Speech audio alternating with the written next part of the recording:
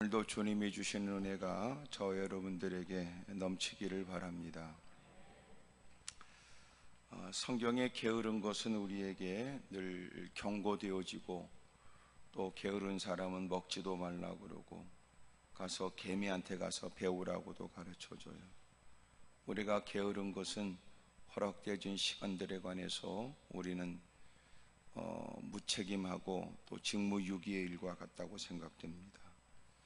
때가 되면 주님 앞에 서게 되었을 때 주님이 반드시 우리를 평가하시는 그날은 이 땅에 집착했던 명예나 또 물질에 대한 얘기뿐만 아니라 시간에 대한 것도 주님이 물으시겠지요.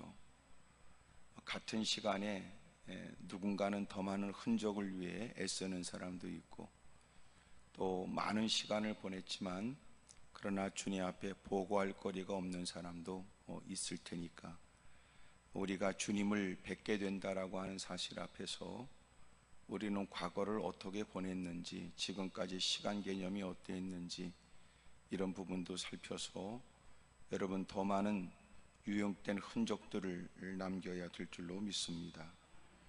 하나님께 무릎 꿇고 보내는 시간이 복된 시간이 되기를 바라고, 불편하지만 불편함을 무릅쓴 만큼 또 하나님이 우리에게 주시는 기대보다 더 큰 보람된 일도 있기를 바랍니다.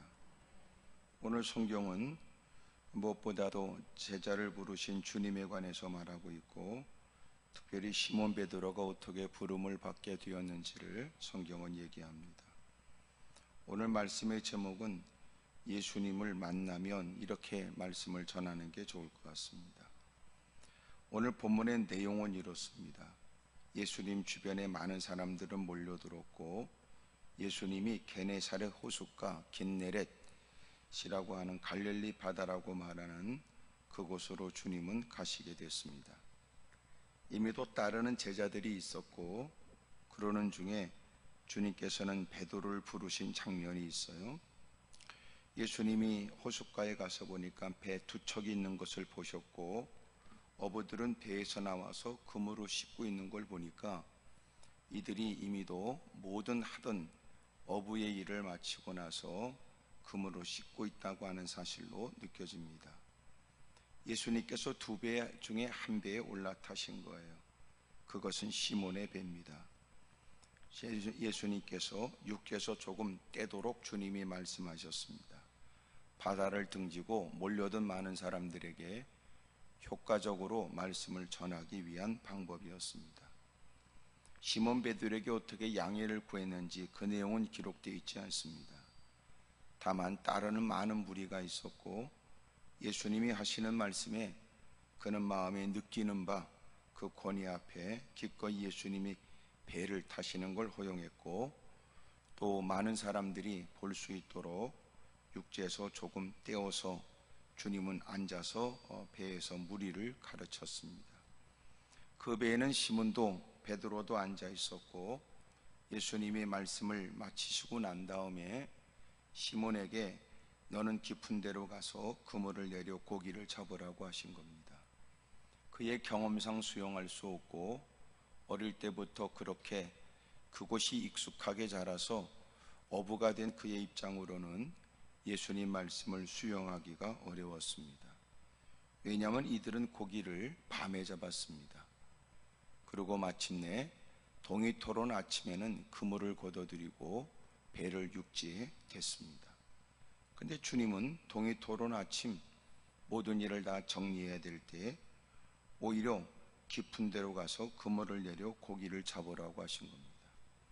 그 당시 던졌던 그물은 투망식 그물이었으니까 깊은 데 던지기 위한 그물보다는 웬만큼 낮은 곳에 던져야만 오히려 그 그물이 적절하게 쓰여질 수 있었습니다. 주님은 의외로 때가 맞지 않은 때에 주님은 고기를 잡으라고 하셨고, 그것도 깊은 곳으로 가서 그물을 내려 고기를 잡으라고 하셨으니까, 어부로서 고기 잡는 걸 업으로 하여 살아가는 그의 입장에는 예수님이 아무리 무사람들이 귀를 기를 만큼 그렇게 랍비라고 불려진다 할지라도 고기를 잡는 그 일에 주님이 모든 걸 꿰뚫어 아시는 것처럼 말씀하시는 바를 수용하기는 결코 쉬운 일은 아니었을 거라고 여겨집니다. 그의 대답 속에 그의 마음이 묻어 있습니다. 시몬이 대답하여 이르되 선생님, 우리들이 밤이 새도록 수고를 하였으되 잡은 것이 없지만 말씀하시니까 말씀을 따라 그물을 내리겠습니다. 우린 대단히 큰 믿음이라고 여겨지지만 그 다음에 나중에 나타나진 결과를 보면 그가 예수님의 말씀에 이미 기대도 하지 않았고 그 말씀에 대한 역사를 소망하지 않았다는 것도 알게 됩니다. 워낙 많은 사람이 따르고 있는 예수님, 그런 중에 예수님이 많은 사람들에게 말씀을 가르치시고 옆에 있는 자신에게 건네는 얘기를 그는 무식하다고 말할 수 없고 경험으로 수용할 수 없는 주님의 말씀 앞에 결코 그리 행할 수 없다고 말하기는 어려웠겠지요.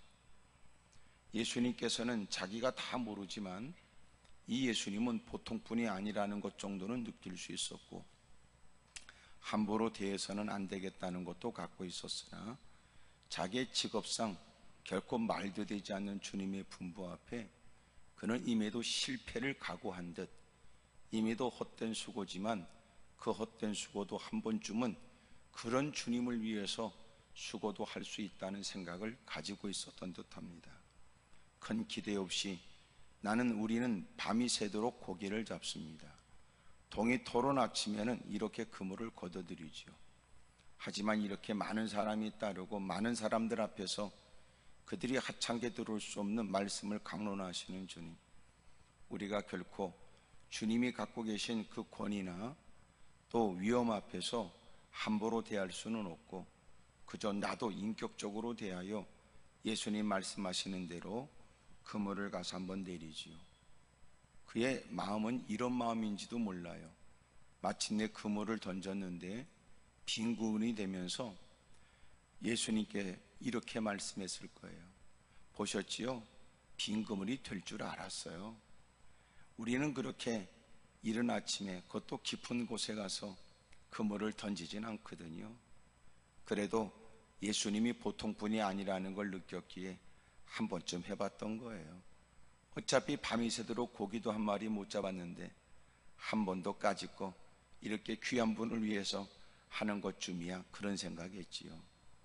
그런 가벼운 마음이에요. 그런데 예수님께서 말씀하시는 대로 그물을 던졌습니다.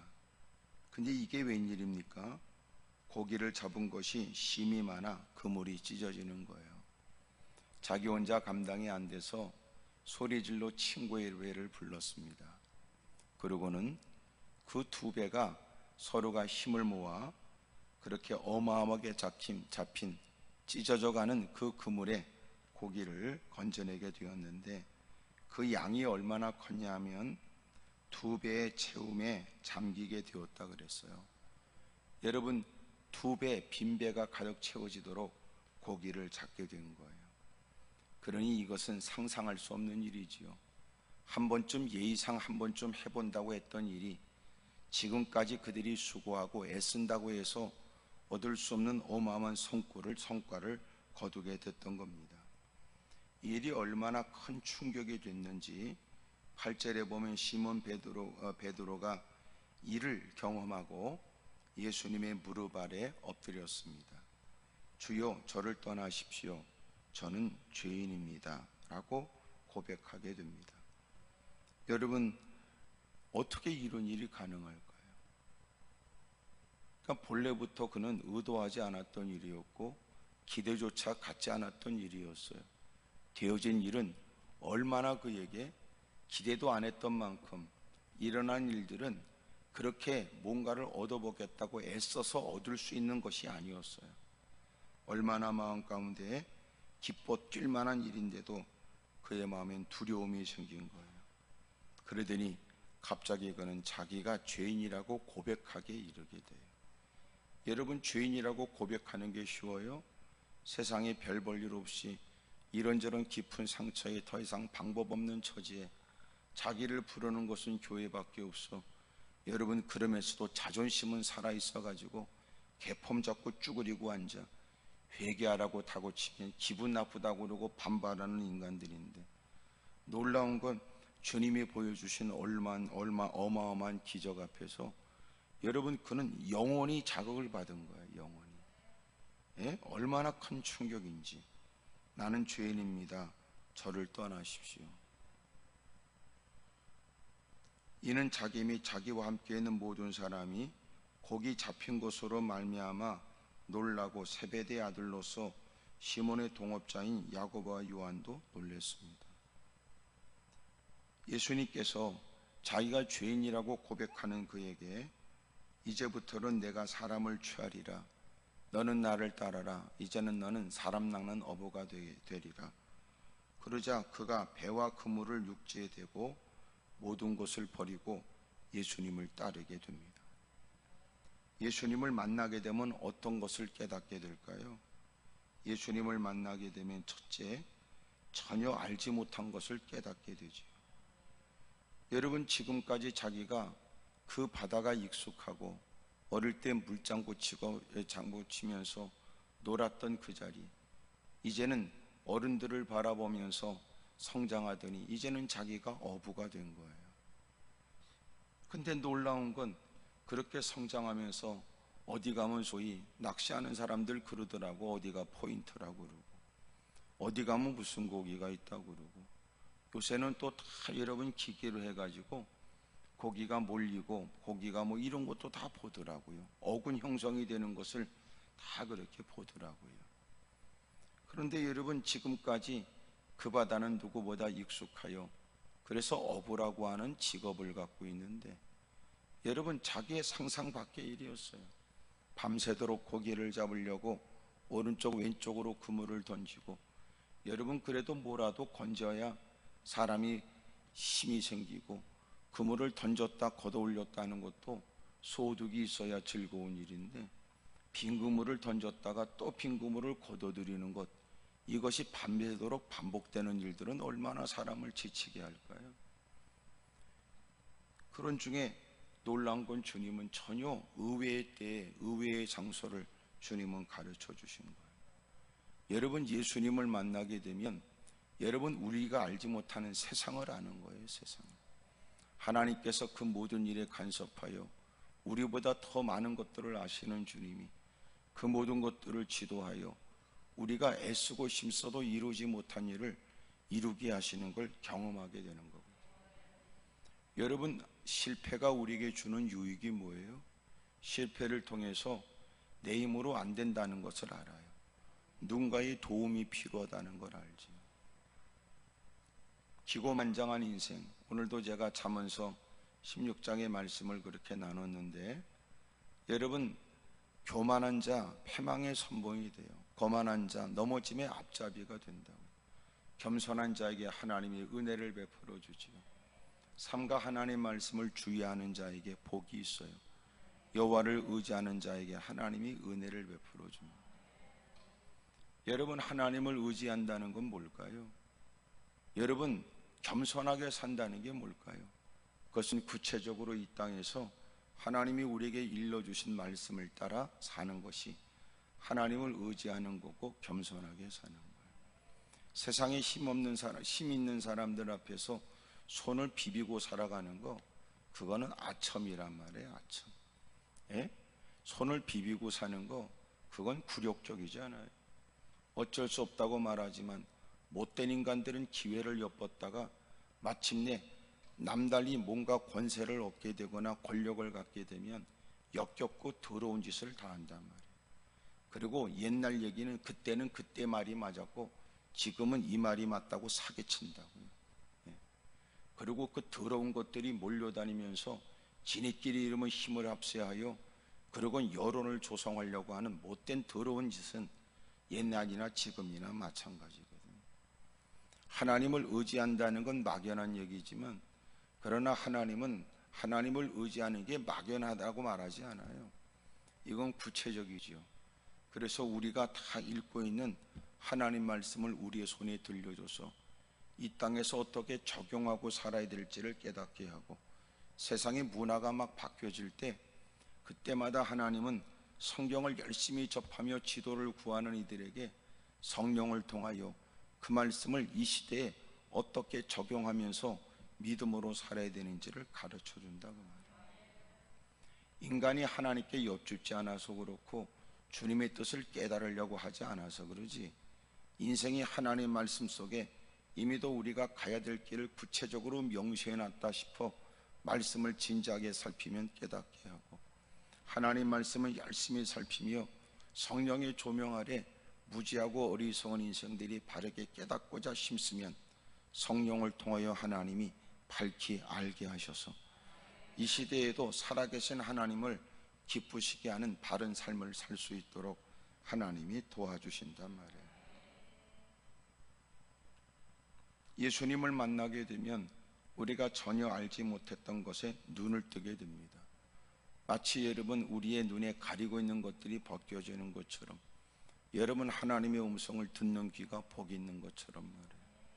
지금까지 우리는 듣고 싶은 소리를 들으려고 하니까 들어야 될 소리를 듣지 못했고, 우리는 보고 싶은 것만 보려고 하니까 봐야 될 것을 보지 못했는데, 놀라운 걸 하나님이 눈을 열어주면 세상에 여러분 영적 전쟁터에 존재하고 있고, 주님께서 우리에게 총명을 주시게 되면 비로소 바른 분별력에 해야 될 일과 해서는 안 될 일을 비로소 깨닫게 되거든요.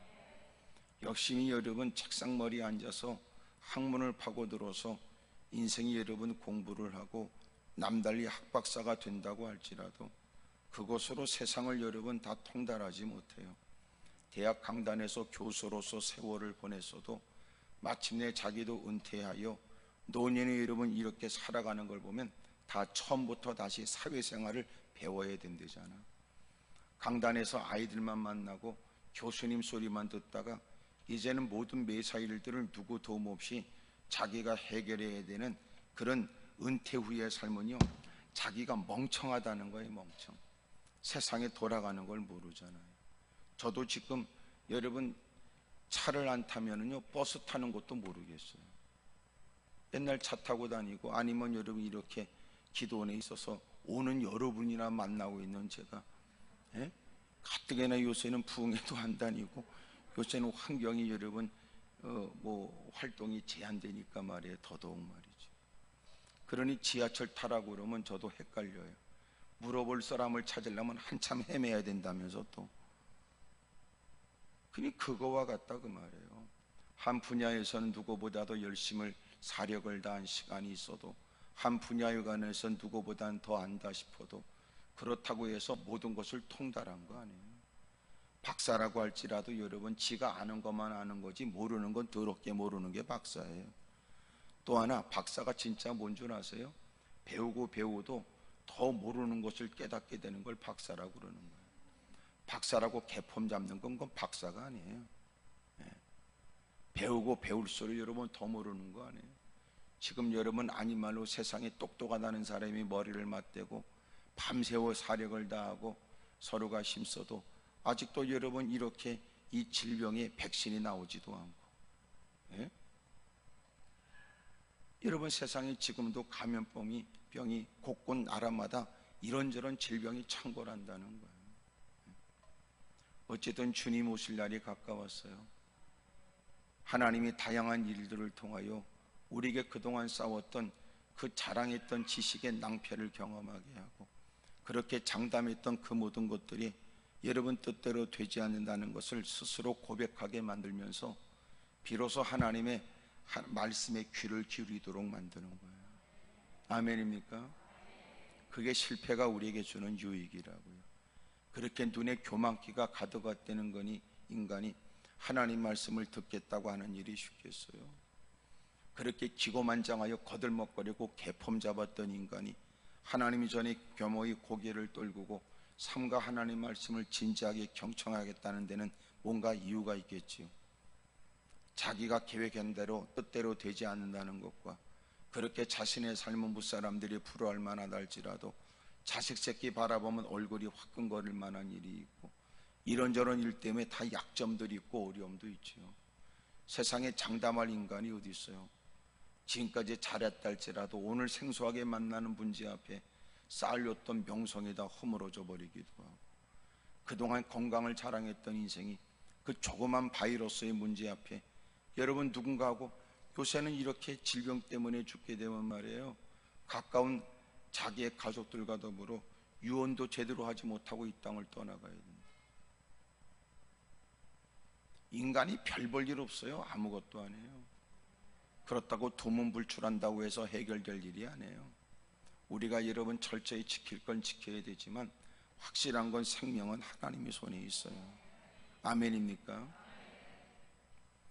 저도 일전에 저도 몰랐는데 말이에요, 검사를 해보니까 저도 나도 모르게 결핵이 지나갔다고 그러더라고. 결핵. 그러니까 이미도 폐에는 다 결핵에 걸렸던 흔적이 남아있는 거예요. 나는 모르죠. 하나님이 저를 깨닫게 하시더라고. 너는 모를 때 하나님의 은혜 속에 있었다, 이런 걸 가르쳐 주는 것 같아요.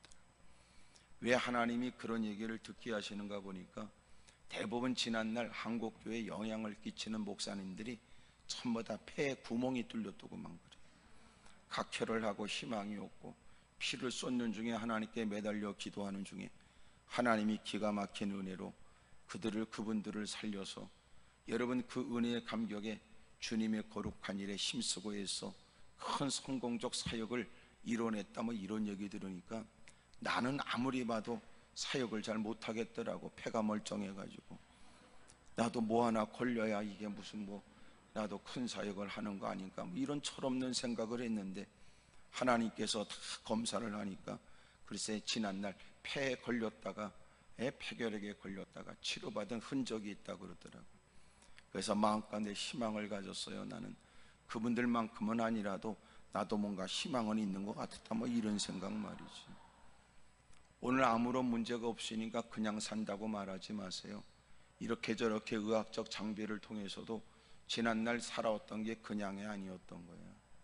나도 모르게 하나님의 은혜가 있어 여러분 더 큰 질병으로 더 큰 시련을 겪을 수 있었을 텐데도 하나님이 여러분 면역력도 있게 하고 하나님이 기가 막힌 손길로 나를 살피시고 도우시고 또 그렇게 하나님이 역사하셨구나, 그걸 깨닫게 된단 말이에요. 사랑하는 여러분, 고난과 고통은 나쁜 건 아니에요. 하나님이 우리를 다루시는 방법이지. 그러므로 어떤 누구도 말은 안 해도 시련이 없는 사람이 없고, 사람이 대놓고 이런 무사람이 이목을 끌 만큼 유난한 짓거리를 안 해도 사실은 여러분 문제 없는 사람은 없어요.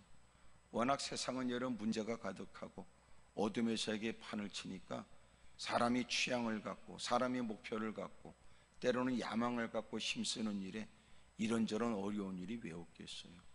못질하다가 여러분 못 대가리를 치는 게 아니라 지 엄지손가락을 때릴 때도 있는데, 세상이 여러분 아무것도 아닌 것처럼 보여지지만 세상 그냥 되는 거 없어요. 목수가 여러분 내 못을 탁 받고 말이지 한 두 번만 때리면 그냥 그 긴 못이 쑥쑥 들어가는 거 아무나 하는 거 아니에요. 장작 패는 거 그 도끼를 들어가지고 그 장작을 탁 패는 거 그냥 쪼개지는 거 아니에요. 여러분 누가 짊어지는 지게 젊은 사람은 누구나 할 수 있나? 절대로 그런 거 아닙니다. 여러분 거기엔 다 요령도 있고 거기엔 다 노하우가 있더라고요. 젊은 힘 갖고 되는 거 아니라고 말해요.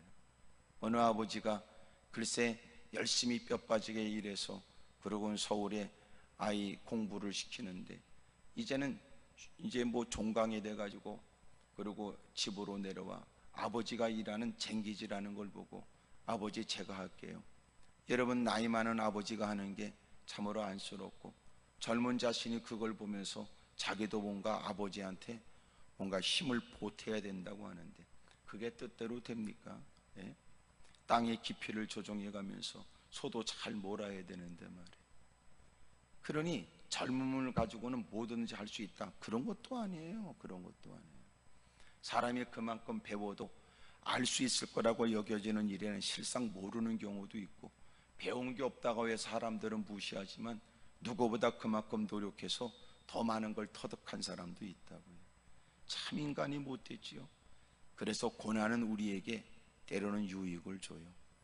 얼마나 인생이 배운 것보다는 배운 것 가지고 거들먹거렸지만 배워야 될 게 많은 것을 놓쳐버리고 있었거든.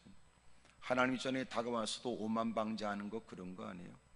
자기가 사회적 스펙을 갖고 교회 안에 대충 훑어보니까 자기보다 못한 사람인 줄 알고 개폼 잡고 앉아 있는데 시간이 지나서 보니까 그 사람들이 다 어리숙하여 보일 뿐이지 사실은 겸손한 사람이었고, 따져보면 자기가 다 별 볼 일 없는 엉터리라는 걸 나중에 깨닫게 되는 거 아니에요. 사랑하는 여러분, 고난은 나쁜 건 아니에요. 고난을 피할 수 있다면 피하십시오. 하지만 피할 수 없는 고난이라면 당신에게 유익된 그 이유를 여러분 찾으라고요. 엎드려 기도하는 것도 배우고, 더 내가 배워야 될 것이 무엇인가도 살피고, 나는 뭐를 더 보완해야 될지 그것도 깨닫게 되길 바라고, 지금까지 사람들을 무시했던 거 회개해야 되고, 이제는 고난을 만나면 사람들이 전부 다 귓구멍이 열린다고요. 왜 하나님이 우리에게 다 마스크 씌워놓은 줄 아세요? 말 좀 그만하라고요. 그만 떠버리고 다니라고 말이에요. 이제는 여러분 그래도 귀에다 걸어놓은 마스크, 이제는 귀는 열어놓고 열심히 들으라고요. 여러분 그거 아세요? 사람이 아이가 태어나서 말은 못해도 다 들어. 놀라운 건 사람이 말은 못하고 죽어가고 있어도 귀는 열려 있다는 거예요. 마지막 사람이 죽을 때 가장 감각기관이 사라지는 게 여러분 귀래요. 사람이 여러분 반응이 시원찮아도 다 듣는데, 그러므로 이제 막 운명 직전의 사람을 놓고 함부로 떠버리면 안 돼. 다 듣는다는 거야. 예? 왜 그런가 보니까 하나님이 우리를 지으실 때부터 믿음을 갖게 하려고. 믿음은 여러분 듣는 데서부터 시작된 거잖아요. 예? 누구보다도 사람이 사람답게 살고 인격적으로 살려면 듣는 것부터 잘해야 돼요. 듣는 것부터. 왜 우리 말이 여러분 문제가 될까요? 듣는 것에 관해서 여러분 바르게 듣지 못하니까 말도 여러분 엉터리로 말하게 되지. 들으면서 그 사람의 감정을 살피고 그 사람의 의도를 헤아린 사람이 비로소 들을 줄 알아야 거기에 적절한 말을 뭘 해야 될까 느끼잖아요. 근데 얼핏 듣고 겁내는 얘기가 문제를 일으키는 거 아니에요. 그러니 언어를 학습하는 데에서 제일 중요한 건 듣는 귀가 열려야 된대요. 듣는 귀가. 상대방이 뭐라고 얘기하는지를 알아야 반응을 하지. 예스나 노도, 여러분 아닌 말로 그것만 가지고도 대충 버틸 수 있는 것은 들을 줄 알면 그 말도 가능해요. 근데 무슨 말인지 모르는데 뭘 예스해야 될지 뭘 노를 해야 될지. 그래서 무엇보다도 성경 공부는 뭐냐? 듣는 것부터 배우는 거예요. 듣는 것부터. 제자는 뭐예요? 듣는 것부터 배워요. 그런데 사람들은 제자의를 벗어나려고 그래요. 제자를 벗어난다는 건 뭘 말해요? 스승이 돼가지고 지가 주둥이로 떠버리는 걸 기대한다고 말이에요. 예? 누가 나한테 물었어요. 목사님, 설교 잘하는 방법은 뭘까요? 그래서 열심히 들어라 네 그랬어요. 여러분 자기가 하는 설교는 모든 사람이 마땅히 들어야 되고, 자기는 남들이 준비해서 하는 설교는 들으려고 하지 못하는 싸가지가 무슨 놈의 설교자가 됩니까? 100% 가짜예요. 100%. 예. 설교를 잘하는 방법 듣는 거다. 듣는 거. 너 열심히 들어라. 기도 잘하는 방법 듣는 거다. 듣는 거. 기도를 열심히 하면서 우리는 말로 하나님을 설득하여 내 원대로 하나님이 이루어지기를 원하지만, 기도는 더 근본적인 정신은 하나님이 이미도 나를 모르지 않으니 온 땅을 감찰하시는 주님은 악인과 선인을 감찰하시는 바, 무릎 꿇고 기도하기 이전에 우리의 모든 것들을 모르지 않는 주님, 내가 겪는 억울함도 내가 겪고 있는 힘든 일도 모르지 않는 주님, 내가 엎드려 무릎을 꿇고 주님 내 처지를 내가 입술로 다 구술할 수 없는 바, 하나님께서 이미도 나를 모르지 아니하시니 내가 어떻게 하면 좋겠냐고 사연을 아래되 듣는 귀를 열어놓는 거예요. 듣는 거예요. 듣는 거. 문제는 듣는 거에 실패하니까 신앙생활은 나름의 열심은 존재하지만 여러분 삶에 유익이 없어요. 예수님을 만나게 되면 우리에게 일어나는 변화가 뭐예요? 여러분 새로운 세계를 봐요. 새로운 세계. 세상에 나쁜 놈만 있지 않다. 내가 쓰는 사람이 있지. 아무리 악한 자라도 나는 그 사람들의 마음이 바꿔줘서 너에게 협력자가 되게도 한다. 네가 볼 때는 그 일은 너에게 불리한 일처럼 보여지지만 하나님은 환경에 변화를 주어서 역전승의 인생이 되기도 하지. 그렇게 먹을 수 없는 마라의 쓴물을 단물로 바꿔주기도 하고, 교회를 핍박하는 사울이 이제는 목숨 걸고 예수님을 증거하는 하나님의 사도가 되도록 만들어주는 것처럼, 다른 사람 얘기할 건 뭐냐? 네가 이렇게 무릎 꿇고 앉아 있는 게 네가 본래부터 착해서냐? 그럴 리가 없다. 몇 마디 건네는 예수 믿으라는 얘기에 여러분이 이렇게 결정한 거냐? 웃기는 짬뽕 같은 얘기다. 뭔 일이 있었을 것이다. 지난날 과거의 비하인드 스토리가 없는 인간이 있을까? 똥꼬집도 더럽게 세고 성질도 지랄 같은 인간, 부모마저도 포기하고 친구마저도 혀를 내둘렀던 인간, 하나님이 이런저런 사연, 이런저런 어려운 일을 통하여 어쩔 수 없이 여러분 눈구녕에 가득했던 교만기는 빠져나가고, 여러분 그렇게 곧은 목은 꺾어지게 되고, 어쩔 수 없이 하나님 전에 찾아 나와서 그렇게 여러분 무릎을 꿇게 되어지고, 그러는 중에 비로소 굵은 눈물 떨구고 자신의 죄를 토설하게 이르게 되고, 그리고 마침내 주님을 고백하기에 이르게 되었으니, 이 모든 일은 하나님이 각별히 우리를 사랑하여 베풀어 주신 은총 아니냐 그 말이에요. 오늘도 겪고 있는 고난은 비싼 대가를 치러 우리를 건져내 주신 주님이 그 하찮은 일로 우리를 버린다는 뜻이 아니라, 아들까지 내어주신 그분은 우리를 위해서 무엇이든지 아끼지 않는 분으로, 때로는 우리가 잠시 고통과 어려움을 겪고 있지만 그것 때문에 우리가 어그러진 길에서 바른 길로 돌아서게 하고, 또한 그릇된 생각을 떨쳐버리게 하고 마땅히 해야 될 길로 열심히 헌신하고 충성할 수 있도록 주님이 우리를 재촉하고 각성시키는 거거든요. 여러분, 주님을 만나게 되면 주님이 주시는 은혜가 뭐냐? 지금까지 알지 못했던 자기의 인생의 새로운 것을 깨닫게 한다고요. 크게 아멘 하십시다. 그래서 뭐라고 그래요? 새로운 피조물이 된다는 거예요. 새로운 피조물이. 여러분들 익숙했던 바다가 지가 알았던 바다입니까? 그물질 몇 번 던지고 오른쪽으로 왼쪽으로 던져서 고기 안 잡히면 그날은 고기가 안 잡히는 겁니까? 무슨 소리? 주님 말씀 한마디 하니까 놀라운 건 지금까지 경험하지 못한 어마어마한 고기를 잡았는데 뭐 그래. 네가 지금까지 안 되니까 오늘은 영 안 돼? 재수가 없어? 일진이 안 좋아? 헛소리하고 있네. 여러분, 주님께서 마침내 그의 생각을 완전히 부숴버리잖아요. 네가 알고 있는 그 사람이 다가 아니고, 네가 알고 있는 그 일이 다가 아니야. 불편함을 무릅써야 예배를 드리는 코로나19가 이제 점점 익숙해져서 이제는 마스크 쓰는 것이 여러분 익숙해진다고 하지만, 어느 때보다도 불편하고 우리가 언제 다시 과거의 일상으로 돌아갈까 이런 얘기를 하지만, 그래도 마스크를 쓰면서 우리에게 유익된 일도 많아요. 이렇게 마스크를 쓰면서 우리는 지난날 마음껏 예배를 드릴 수 있었던 때, 그때 진지하지 못했던 것이 회개가 되지. 이렇게 마스크를 쓰면서 때로는 누군가는 주일날 교회를 가네마네 이런 유치한 갈등이 있다는 걸 보면 자기 믿음이 개떡 같다는 것도 깨닫게 되지. 이제는 예배를 드린다라고 하는 것보다는 이제는 쭈그리고 앉아 영상 예배로 편하게 드리면서, 여러분, 예배는 편하다는 게 아니에요. 예배는 바라야지. 바른 예배가 돼야지. 아멘입니까? 집중하지도 못해 하나님 말씀을 통해서 여러분 마음껏 여러분 반응하지도 못하는 집구석에서 무슨 놈의 여러분 예배가 되겠어요? 카타콤에서도 예배는 가능하지만 그건 어쩔 수 없는 처지에 여러분 핍박과 고난 중에도 믿음을 지키려고 애쓰는 것이었지만, 우리는 마음만 먹으면 할 수 있는 일을 자기의 게으름과 그리고 자기의 마음의 나태함과 불신의 마음으로 행하는 일로 이것도 괜찮은 거라고 사기치면 안 된다 그 말이야. 예? 거짓말하면 장난치면 안 된다는 거지. 마스크 하나 뒤집어 쓰고 여러분 예배를 드리네 만에 그러는 우리가 일싸가고 개똥 같은 헛소리하고 앉았네. 줄 위에 목숨을 걸어? 이런 여러분 말짱이 아니라 하고 앉아 있으니까 기독교가 세상에서 우습게 보이지.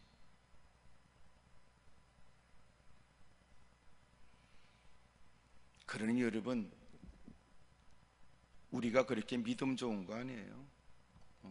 예배 자리에서 말이지 그냥 찬송 한마디 하면 꼭 두 손을 또 깔때기처럼 펴가지고 뒤로 자빠질 것처럼 감동이 있고 뭐가 장난치고 있네. 그건 가락 따라 장난치는 거야. 그거는 음악 가락 따라 뚜당땅땅 하는 소리에 마음이 여러분 그렇게 감정이 반응하는 거지, 그건 믿음의 반응이 아니야.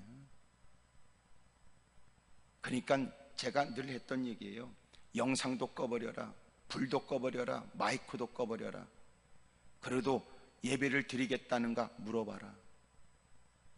더 절박한 처제도 당신은 언제까지 어디까지 주님을 따라갈 수 있는가 물어봐라. 예배는 드려도 편해야 된다고 말하거든 그들은 가짜라고 말해라. 우리는 불편함을 이미도 그렇게 고난과 고통을 겪어야만 신앙생활이라고 말하진 않지만, 그러나 바른 것을 쫓기 위해서는 불편함도 감수해야 될 사람, 그러나 바른 것보다도 편한 것이 앞장서면 그때부터 세속하고 그때부터 타락이란 말이에요. 옛날에는 영상이 띄어지지 않을 때는 성경도 외우겠다고 그랬고 찬송도 외우는 성경 암송대회도 있었는데, 찬송가 암송대회도 있었는데, 어느 날 개떡같이 돼가지고 인간들이 이러면 편하게만 신앙생활한다. 나는 기도원에 올라오는 사람들이 찬송가 성경책 안 갖고 오는 건 나는 충분히 이해가 돼요. 이유는 뭐냐? 지가 다 외웠다는데야 뭐라고 그러겠어. 문제는 외우지도 않은 인간들이 왜 쭈그리고 앉았냐 그 말이야. 그러니까 신앙이 더럽지요. 성경책 하나 들고 오는 게 그렇게 불편하면, 여러분 그러면서 자기는 무릎 꿇으며 온갖 복은 다 달라고 부들부들 떠는 걸 지켜보면 부들부들 떨릴 일 아닙니까? 성경에 여러분 잠언서 14장에 있는 것처럼 소가 없으면 구유는 깨끗하다니까. 그러나 소의 힘으로 결실도 열매도 있어. 믿음으로 살겠다는 사람들, 기꺼이 여러분 믿음 때문에 치러야 될 값도 있고, 여러분 그렇게 주님을 따라가면서 참 인내하거나 견뎌낼 것도 있는 거지. 아멘입니까? 예? 밥 퍼먹는 거 좋아하면 설거지도 해야 될 거 아니야. 응? 진공청소기로 청소해도 나중엔 진공청소기도 청소해야 돼. 물건 하나 사는 건 돈 몇 푼으로 사는 거라고 생각하지만 관리하는 건 수고가 필요해.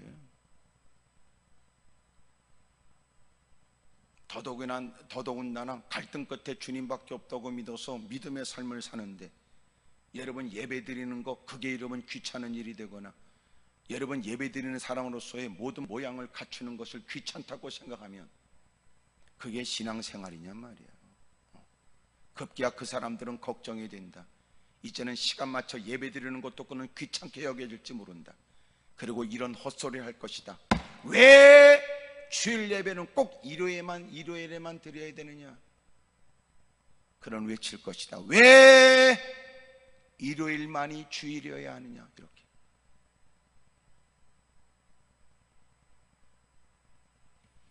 꼭 그런 더러운 인간들이 옛날에는 제사상 차린다고 할 때는 꼭 여러분 날짜를 따지고 시간을 따져가면서 올려야 될 것 깎아가면서, 놀라운 건 여러분 어디는 동쪽 어디는 북쪽 해가며 따져가면서 별 미친 짓을 다 한 인간들이 하나님밖에 없다는 걸 어렵사리 배워 주님만을 섬기겠다고 하는 남다른 각오를 가지고도 어쩜 하는 짓거리가 그렇게 하나님을 섬기는지 가슴 아픈 일이지.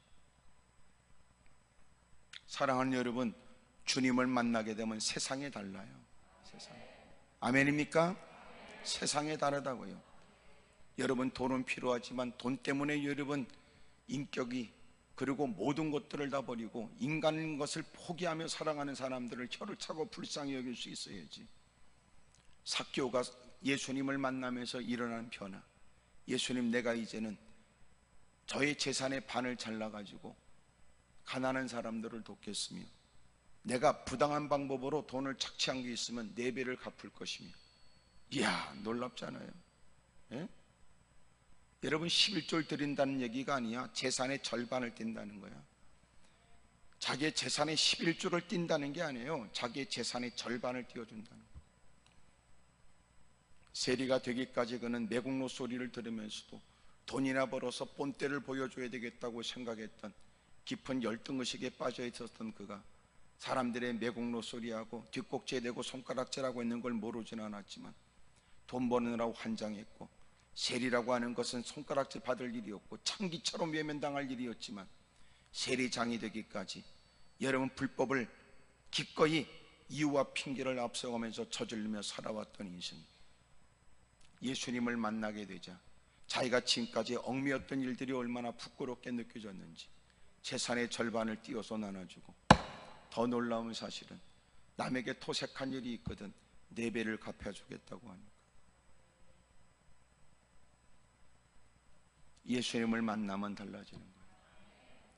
그의 뭐가 달라져요? 가치관에 달라지지. 뭐가 달라져? 가치관 달라지니까 목표가 달라지지. 목표가 달라져. 왜? 주님 때문에 목표가 달라졌다면 그 이루기 위한 방식도 달라질 수밖에 없죠. 다 달라진 거예요. 새로운 피조물로. 옛날에 취미도 달라졌어.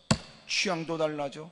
봐라, 그는 재밌다는 게 바뀌어졌고 훌륭하거나 멋있다는 것도 바꿔줬다. 세상의 사람의 옷 매무새만 봤던 사람이 이제는 그렇게 신실대의 무릎 꿇고 믿음으로 사는 사람을 더 그는 주목하게 되었고, 자기도 그런 열정으로 주님 섬기기를 사모하게 되었고, 하나님 말씀이 꿀송이처럼 달다는 걸 배우고 싶어하고, 이제는 세상의 쾌락과 향락을 쫓아다니는 것보다 하나님을 섬기고 기도하는 시간이 가장 내게는 즐겁고 귀한 시간이라고 고백하게 되니까 달라졌지요. 사람들이 다 여러분 쇼윈도에 걸쳐있는 가장 각양의 것들을 바라보고 입을 떡 벌리고 와 좋다 갖고 싶은 자기의 욕구를 표현하지만, 누군가는 보면 보여진 것이라고 그냥 지나갈 뿐이지 그런 일에 발걸음 멈춰서 감탄하고 그것을 갖지 못해서 이런 마음 가운데 소유욕을 갖게 되거나, 그런 걸 자기는 갖지 못하네 누가 가진 것 때문에 시기심을 갖게 되거나, 어떤 인간은 어떤 년은 팔자가 좋아서 있다고 얘기 안 한다고 말이야. 그게 예수님을 만난 증거라는 거예요. 아멘입니까? 하나 물어보십시다. 당신이 구원받았냐고 물어보면 서슴없이 자존심의 문제니까 받았다고 악을 쓰겠지. 그렇다면 당신이 예수님께 구원을 받았다면 너는 달라진 게 뭐가 있는데? 쥐뿔이나 여전히 돈에 환장하고 여전히 세상 사람과 다를 바 없고, 주일날 여러분 그리고 예배 시간에 한번 몸을 보이게 되면 이것으로 충분하다고 생각하는 게, 그건 신앙생활하는 거 아니에요? 종교생활이죠. 이유가 뭐냐?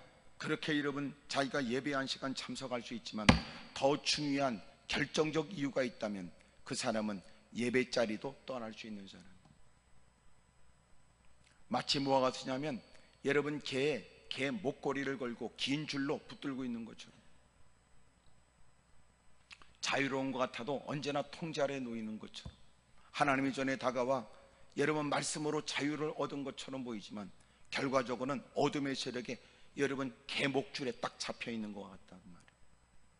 예배는 드리지만 삶의 현장에 들어가 일상으로 돌아가면 마침내 여러분 잡아 끄는 대로 끌려다니고, 오늘 진정코 주님을 만난 사람 되길 바랍니다. 할렐루야. 무사람들이 부러워하는 거라도, 남들 여러분 많은 사람들 더 많이 가졌다 할지라도 그것에 대한 의미가 새롭게 그에게 느껴지는 거예요. 안 되는 것은 안 된다고 말할 수 없다. 된다고 해도 된다고 말할 수 없으니 모든 것들을 아시는 건 주님이니까. 아멘입니까? 에스겔서에 보여지는 에스겔 골짜기에 에스겔이 인도를 받고 그렇게 바싹 마른 뼈다구들이 가득한 골짜기에 주님이 물으시기를, 야, 이 뼈들이 살겠느냐? 말도 되지 않는 걸 주님이 말씀했을 때 여러분 그는 멋진 답을 하죠. 그 답이 뭐예요? 주님만이 아신다는 거예요. 주님만이 안다는 그 주님은 뭐냐? 그것은 절대적 주님을 얘기해요. 주님께 모든 것들이 있으니 우리가 볼 때 될 듯해도 결정은 주님이 합니다. 사람이 많고 적음으로 싸움에 이기고 진다고 말할 수 없고, 지금까지 전적과 경험으로 장담할 수 없다는 걸 우리는 아니, 모든 것들은 주님이 하십니다. 주님이 되면 되는 겁니다. 주님이 안 되면 안 되는 거죠.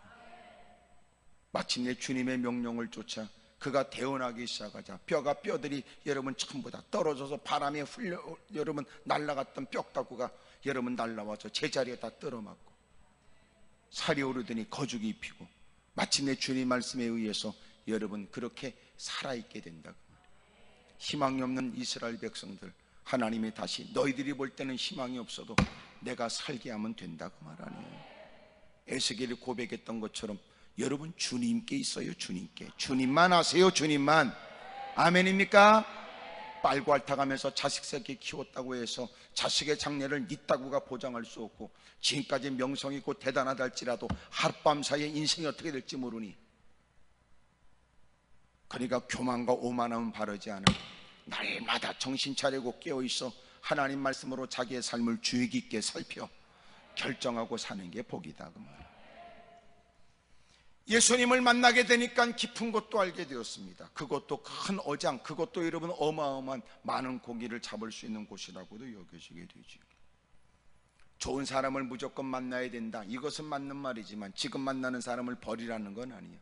왜냐하면 주님은 좋은 사람도 만나게 하지만 그 사람이 좋은 사람이 되게도 하니까.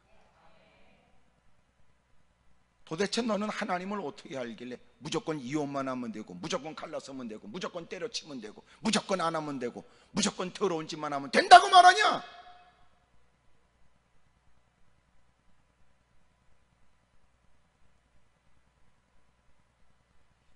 그 사람이 달라져야 하니까 안 되고, 그 일이 달라질 것 같지 않으니까 안 된다, 그렇게 하면 되냐? 어떻게 보면 주님은 야, 네가 달라져야 돼. 네가 예수님을 만나면 새로운 가치가 드러나는 거예요. 새로운 가치. 예? 베델에서 여러분 루스라고 하는 곳에서 경배를 하다가 야곱이 그것을 베델이라고 이름을 바꾸는데 하나님의 집이라고 이름을 바꾸죠. 이유가 어디 있어요? 밤에 잠을 자는데 하나님이 몽중에 나타나신 거 아니에요?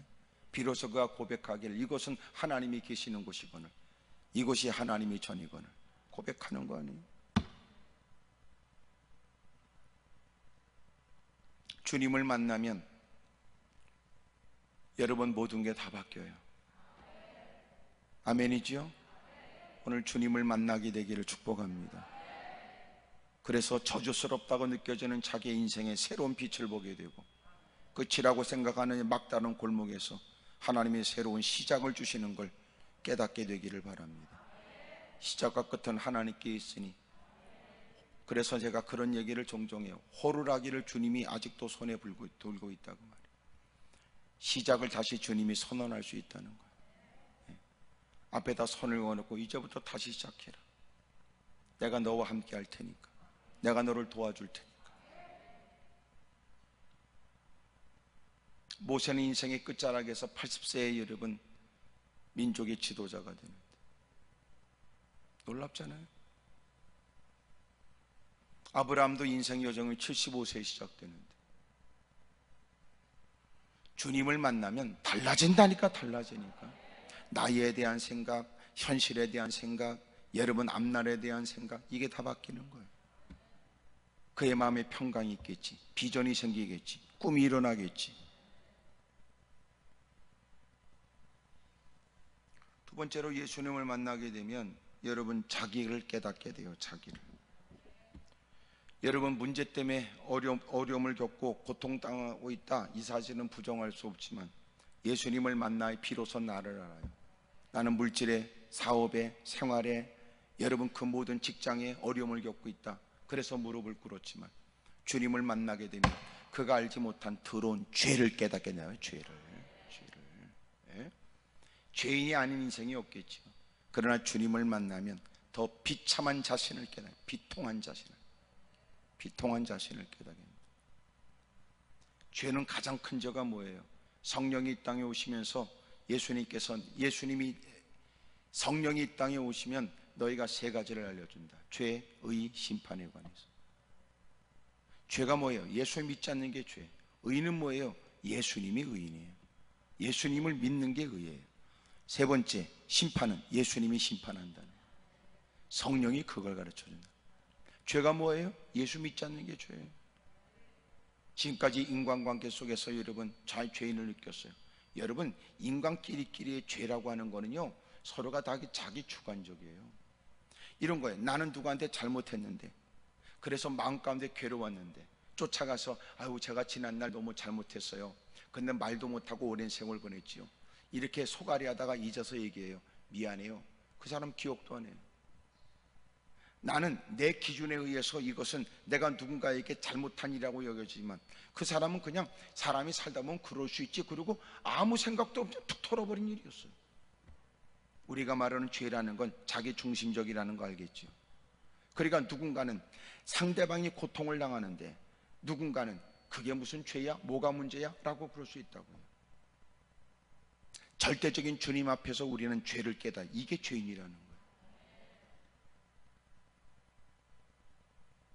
우리 모두가 피차 의식 없이 살았어도 주님이 죄라면 죄지, 깡패가 지네끼리 행하는 일은 뭐가 문제냐고 그러고 더러운 짓을 할 때 여러분 법적으로는 죄지요. 근데 못된 인간들은 살다 보면 그럴 수 있지, 내 처지에 꼬라지 어쩔 수 없다고 핑계대지만 결국 인생들은 피할 수 없는 주님 앞에 서게 되면 주님의 기준에 의해서 마침내 그들은 지옥불에 떨어져야 됩니다. 우리의 은혜가 뭐예요? 주님이 우리를 만나 주셔서 우리에게 새로운 기준을 가르쳐 주신 거예요. 이제 보니까 나 같은 죄인이 어디 있어? 이제 보니까 나같이 못된 인간이 어디 있어? 때로는 주님이 우리를 만나주면서 과거 일들을 필린처럼 돌려주기도 해요. 견딜 수 없는 고통, 지금은 기억나지 않아서 요새 여러분 근일에 생각나는 이것저것을 힘겹게 여러분 끄집어내지만 지난날 하나님이 우리의 기억을 되살리게 하는데 정말 견딜 수 없는 고통이죠. 사랑하는 여러분, 주님을 만나면 우리가 새로운 것을 알게 됩니다. 우리의 인생, 우리의 익숙한 모든 것들에 재해석이 되는 거예요. 그리고 자기를 깨닫게 돼요. 아멘입니까? 그러므로 주님을 만난 사람의 특징이 뭐예요? 날마다 그 사람은 회개하고 살아요. 회개. 그러니까 여러분도 여러분의 신앙을 보세요. 한때 주님과 만나 교제가 있고 깨달음이 있고 은혜가 있을 때는 날마다 눈에 눈물이 있고 입술을 열어서 자신의 죄를 고백하고 사는데 어느 순간부터 회개가 없고 불평, 원망, 짜증만 많은 것 100% 신앙이 더러워진 거예요.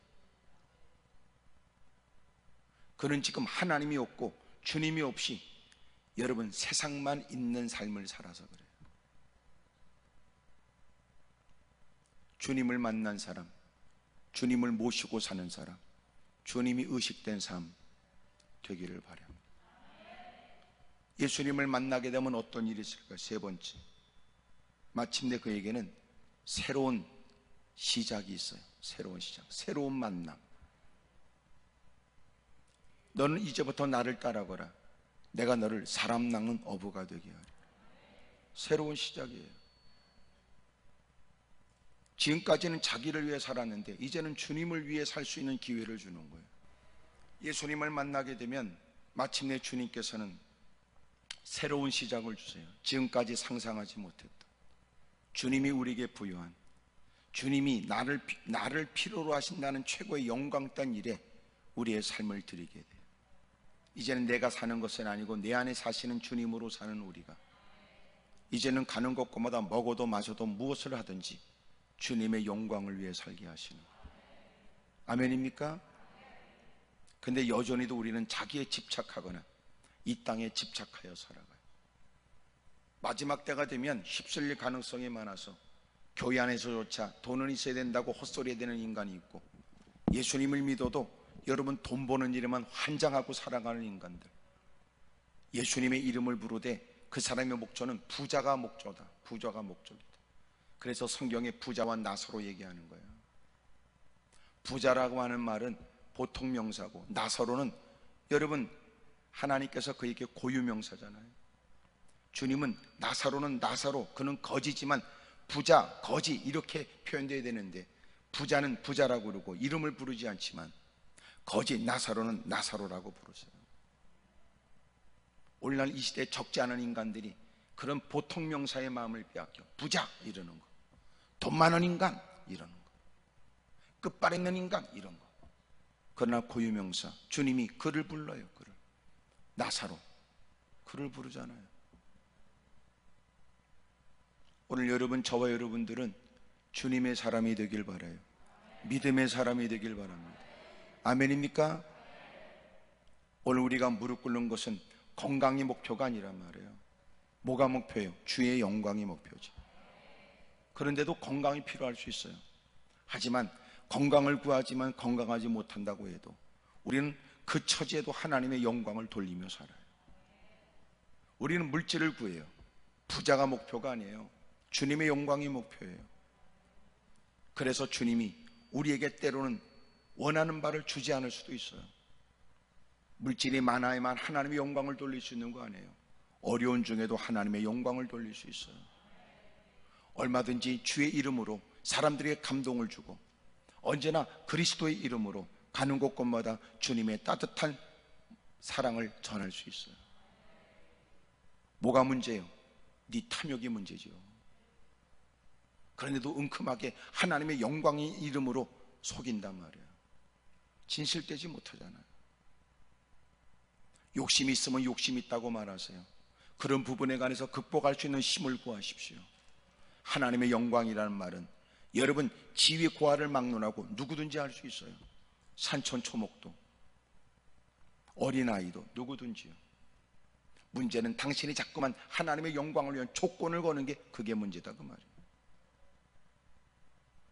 얼마든지 하나님의 영광을 돌릴 수 있어요. 우리는 부자가 목표가 아닙니다. 건강이 목표가 아닙니다. 어떤 사람은 건강했어요. 허리가 24인치래요. 대단하지요?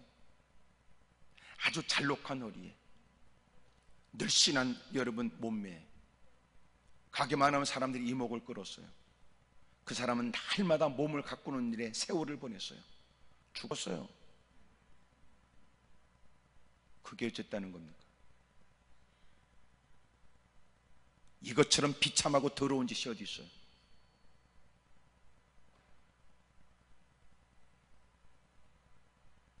진리는 두 가지예요. 이 땅에 모든 사람이 죽어요. 그 다음에 심판이 있단 말이에요. 주님이 물으실 거 아니야? 너 뭐 하다 왔냐고. 날마다 몸뚱아리만 갖고 다 왔어? 들이 퍼먹다가만 왔어? 네가 주님의 은혜로 이 땅에 살면서 기고동작하고 살면서 왜 우리의 삶에는 주님이 없냔 말이에요. 주님이 그걸 심판하거든.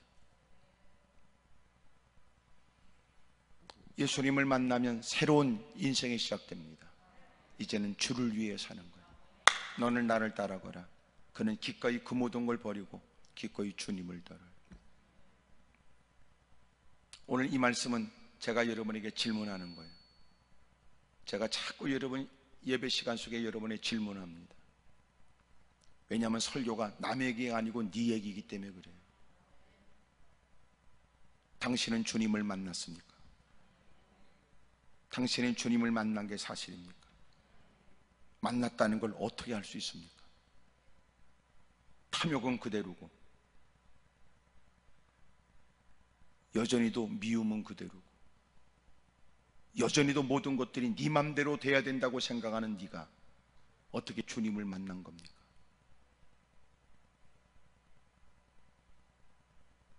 오늘 주님을 만났는지 묻고 싶습니다. 오늘 주님을 만나시지요. 그리고 그 모든 일에 새로운 변화가 있어. 확실한 건 돌아갈 때는 여러분 달라진 모습이 있길 바래요. 기도도 교정되기를 축복합니다. 기도하겠습니다.